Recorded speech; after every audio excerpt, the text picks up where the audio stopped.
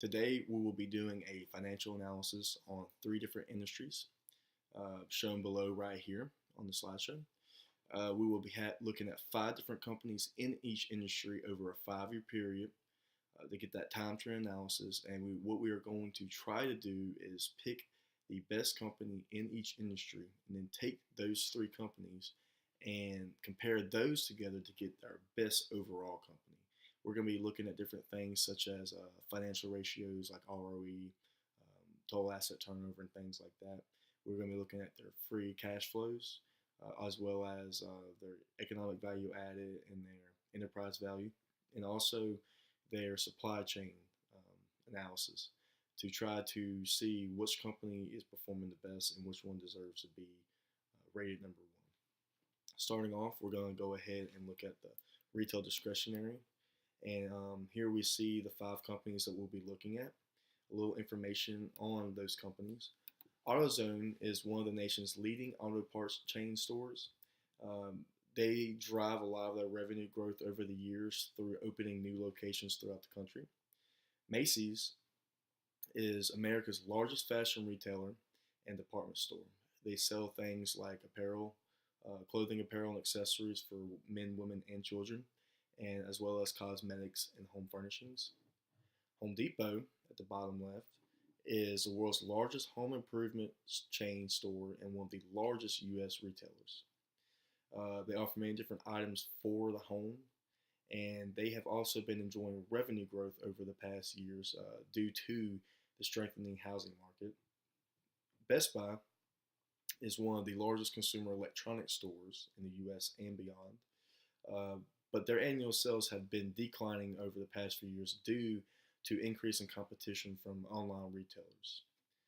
And then we have Toys R Us at the bottom right, and they operate as a retailer of toys and juvenile products for younger children. They have actually declared bankruptcy in 2018. Starting off looking at their short-term solvency liquidity ratios, things such as their current, quick, and cash ratio, we can see that Best Buy does seem to have the best over all three ratios. Best Buy is this light blue line right here.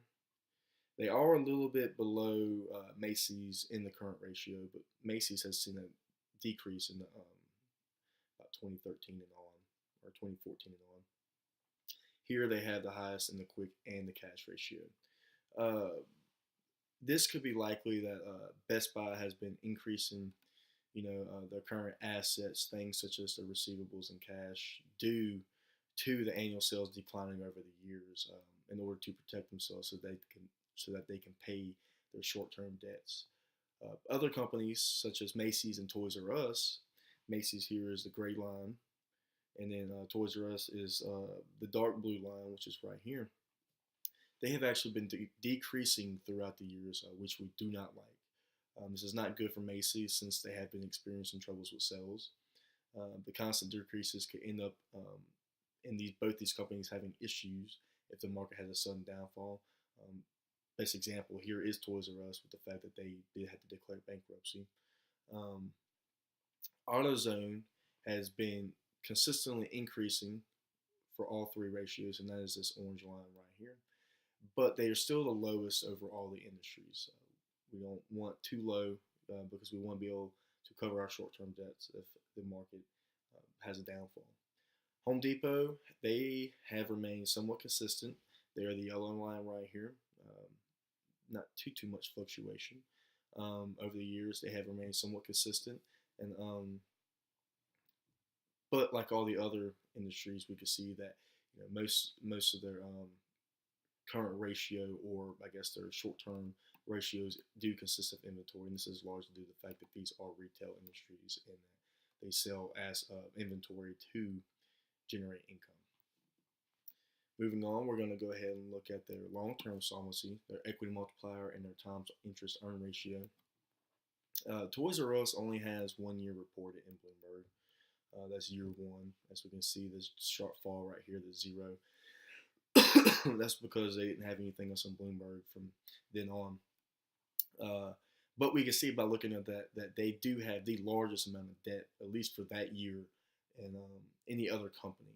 And they are also the least capable of paying for it, as we can see right here in this chart, they're only able to pay for it about 1.16 times. And then looking at 2014, they couldn't even pay their whatever interest they had for that year. They had a negative ratio right there, which is not good. They are easily the worst for long-term solvency.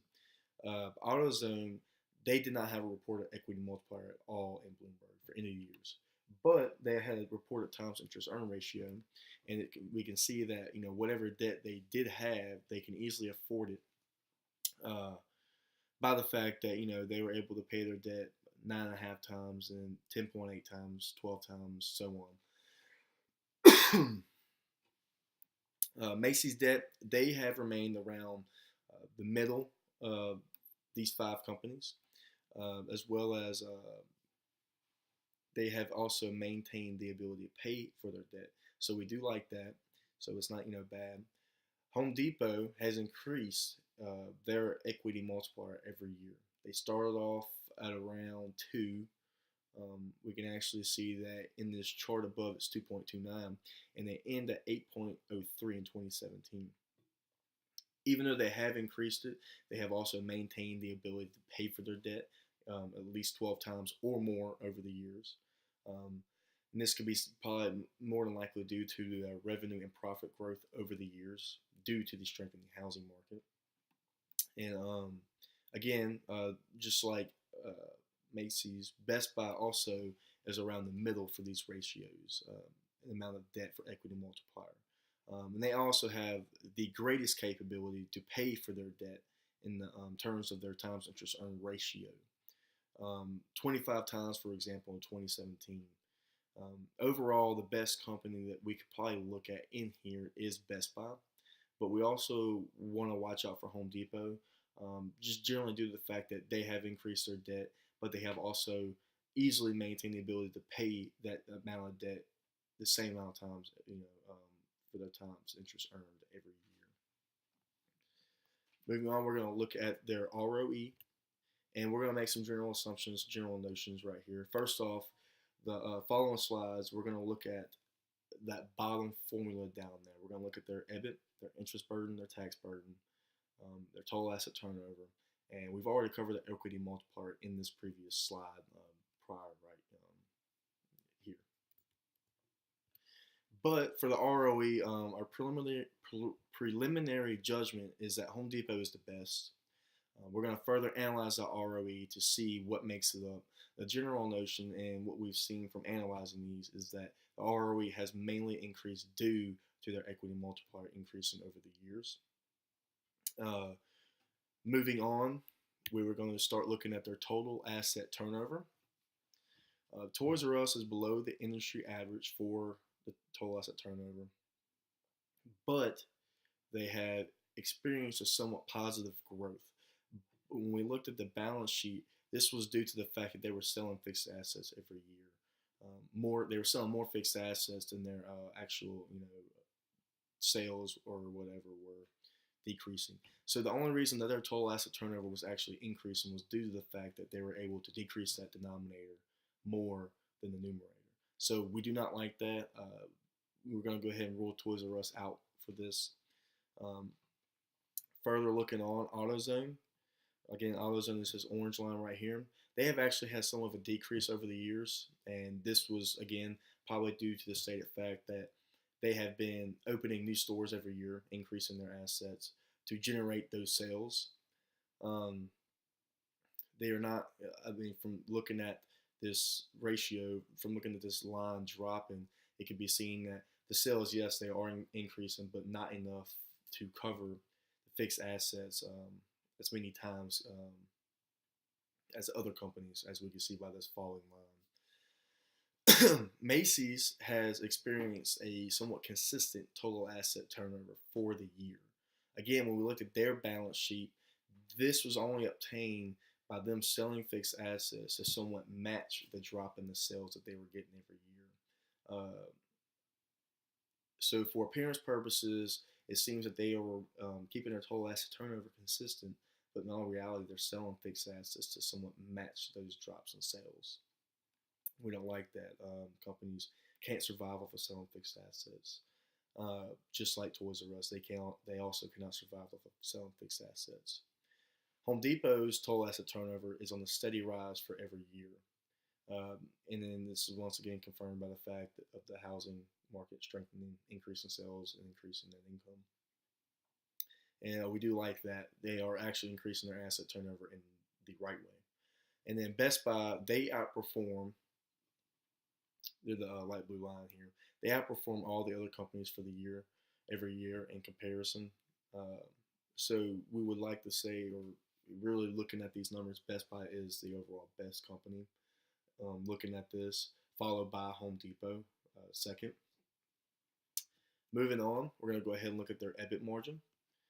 The EBIT margin, as we can see, AutoZone is the highest.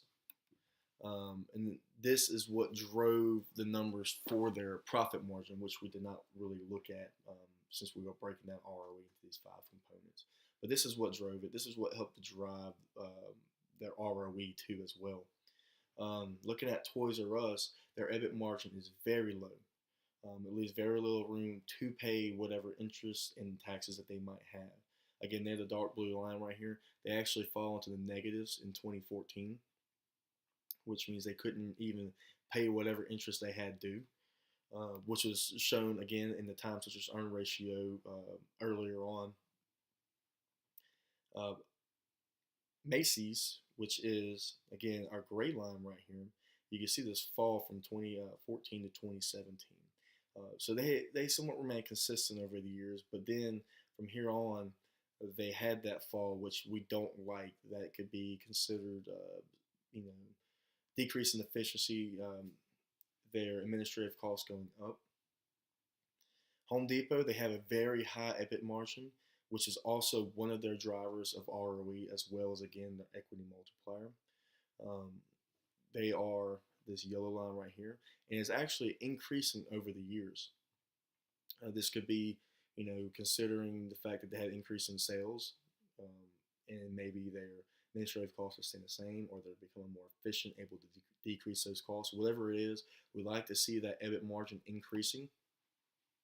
And Best Buy, which is our dark blue line, or I'm sorry, our light blue line right here, they started off bad in the first year. They actually had a negative number. They couldn't pay whatever interest they had due. But they were consistently improving over the years, which we do like to see. But they are still one of the lower companies, or the second lowest company in this comparison. So moving on, we're going to look at their interest and tax burdens. Here we can start off just by looking at Toys R Us, which is again the dark blue line. Their interest burden and their tax burden is very sporadic, and this could be due to something like maybe getting tax refunds or whatever it is very sporadic, and this is the reason that their ROE fluctuates so much. We aren't really interested in them, so we don't really need any more further analyzation of why that could have been, why they're getting these numbers, how they're getting these numbers. AutoZone, their interest burden, tax burden have had slight increases over the years, but they remain mostly consistent. And while looking at ROE, we can say that these are not their main drivers of ROE. Macy's is also consistent over the years, except for their interest burden in 2016. As we look right here, they had they had a little drop. I'm sorry. And then we have Home Depot. Their interest burden and tax burden remain consistent.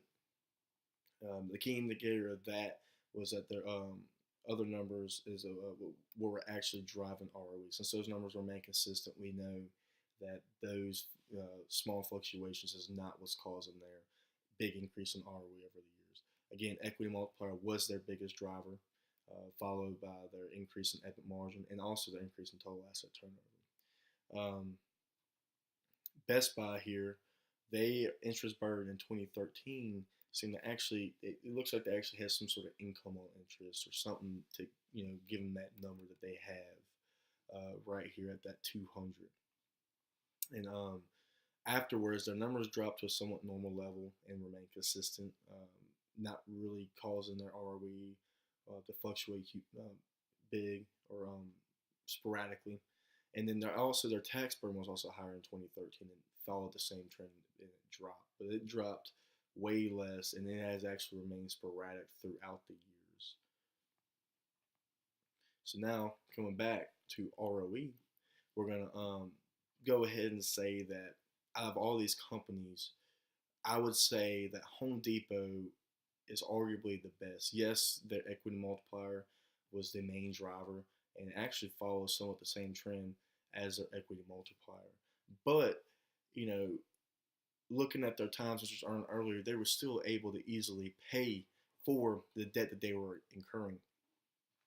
They also had increase in total asset turnover.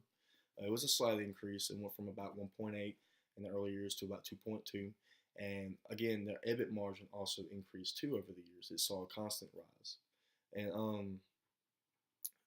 since we just saw that their interest burden and tax burden remain consistent, we know that these are not the main factors in driving their ROE. And overall, normal we don't like my ROE to be driven by equity multiplier, but they still had the highest EBIT margin overall. Um, I'm sorry, the second highest, which was also a key driver. But they also, looking at the fact that the equity multiplier increased so much, they still maintained the ability to easily pay for that debt over the years. So I think that since they were able to pay for that debt over the years, it remained somewhat consistent in their times of just earned over the years. I think that we can go ahead and look past that. We can consider that as not having too much debt because they were still able to afford it. And again, debt increases gains and also magnifies losses. But due to the fact that they have been experiencing nice increases in revenue and net income over the years, we can say that this increase in debt has actually helped them to succeed. Moving on, we're going to look at their market valuations. Toys R Us are non-public companies, so they don't have anything reported here. They're also not going to have anything reported for the next slide for economic value added and enterprise value.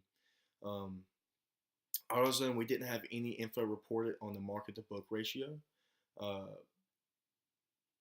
But looking at their price to earnings ratio, we can see that it has increased over the years, from 2013 to 2015, and it started to kind of decrease in 2016 and 17. So I believe this looks like the market might be losing some optimism in them. They're not as eager to buy stock in them. Macy's, their price to earnings ratio and market to book ratio. Again, Macy's is the gray line. You can kind of see it right here. And again, right here. They rose every year up to 2015. And then after 2015 on, they started to fall again. I believe that could be a direct result of, the decrease in sales that they're experiencing, the hardships that a lot of the retail industries are experiencing due to online retailers. And then we have Home Depot. Their price earnings ratio has fluctuated right here, but has overall remained within a range over the years, remains somewhat consistent right here in the price earnings ratio. And they're still the highest overall. And again, we look at the market to book ratio, and they far exceed any company. And again, this could be due to strengthening the housing market, the public believing that they're going to see a lot of money made off of whatever book value assets they have.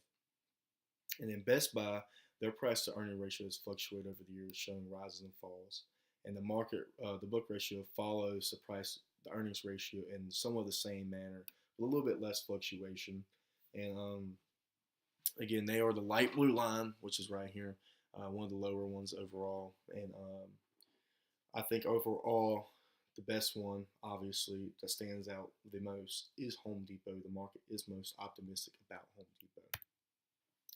Further on, looking more into it, looking at the economic value added right here and enterprise value, we can see again that no data was given for Toys R Us due to the fact that they are not a public company. AutoZone's or EVA and enterprise value had constant increases every year, but in 2017, I think the main focus we're going to look at right here is this Home Depot EVA. And their enterprise value, they far exceed any company, and they really, I mean, they pull the average up so high that they're really the only company that's over the industry average. They far exceed any company again, and I believe that is a very important key point to look at whenever trying to decide what company is the best. Moving on, looking at their free cash flow, Toys R Us has uh, one of the lowest free cash flows and is far below the industry average for every year. Again, I think one of the most important things to look at here is Home Depot. They have the highest free cash flow overall. Again, they pull that green line, the industry average up so high that they're pretty much the only company above that line. And I believe again that this is obviously due to their increase in revenue and net income over the years. More net income can be more cash, free cash to invest in companies, give to stockholders, or pay off debt. And I think that they are the best company in terms of free cash flow. I mean, they're just so much higher than any company in this comparison. And then we're going to look a little bit at their supply chain. I don't think we need to look into this too much. A lot of all these companies, the general public is the consumer due to the fact that they are retail. Uh, they all have, I mean, Toys R Us and AutoZone had a lower amount of suppliers, and Macy's, Home Depot, Best Buy obviously had a lot more looking at these. Um, they have all, the competitors in their respective industry, like Home Depot has Lowe's against them, AutoZone has companies like Napa. But I think overall, we're just trying to see, do these companies have enough suppliers to help them in case one supplier bites the dust or something? And I think that they generally do. So I think overall, the best company would have to be Home Depot. Their liquidity ratios were not the highest, and their equity multiplier was very high, the highest overall. But they easily show that they were able to pay that short-term debt and interest that was accrued on that short-term debt easily every year. So they can easily afford their debt. Their free cash flow, again, their market ratios were easily the highest and they stood out the most overall. And their ROE was also high. Again, this is due to an increase in equity multiplier, but it's also due to an increase in their total asset turnover and their EBIT margin as well. So it wasn't just the equity multiplier that was helping to increase this. They had other good components that we'd like to see increase it. And I believe that I would go ahead and agree with the analyst recommendations in Bloomberg that they outperform other companies in their industry, and that we should, or I, if anyone were to look into invest in stock in this company, then that they should.